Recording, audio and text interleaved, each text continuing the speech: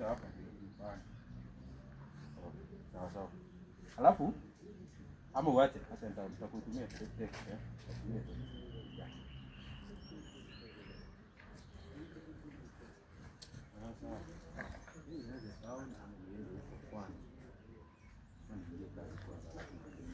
Yes sir.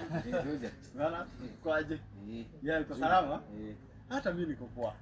Ni vile ule plot tunakaa tuko na kadesasta kidogo. Maji ilikuja ikabeba stove, ikabeba birika, ikabeba hotpot, ikabeba mpaka kwa mtoto. Kwani unakaa nje? Ni peje tunakaa kuna mtaro hapo. Sasa muende kujenga kwa mtu.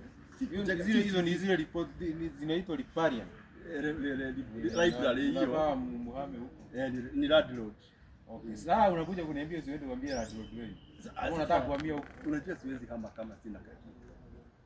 Ilikuwa sasa uliwahi pesa kidogo ya mkokoteni na kwenye ninaenda last week tumekulipa. Tulikuwa tumelipa landlord na amehepa hata achiki simu yetu. Ndio ginya adhibu amepotea mimi nakwambia. Haya kwa manhunt. Okay, sasa mimi nafaa kufanya nini? Unipe hata kani 5,000 hivi. Hapana, hujafanya kazi. Kuna kazi. Si nitafanya kazi. Juu hata sasa hivi kulia mdosi. Hapana. Juu kama niliona mliongezwa hata mshahara. Uliona wapi? Jina kubwa. Uliona wapi? Askari wenye kidogo. Hapana, uliona wapi? Kwa TV.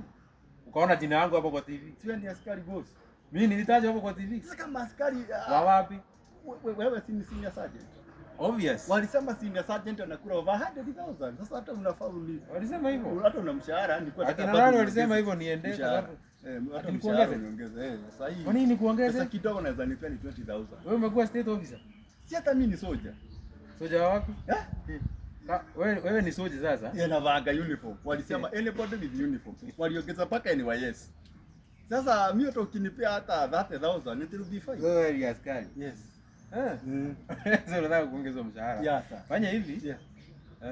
Nitakutuma kwa headquarters uende uongezwe mshahara. Headquarters?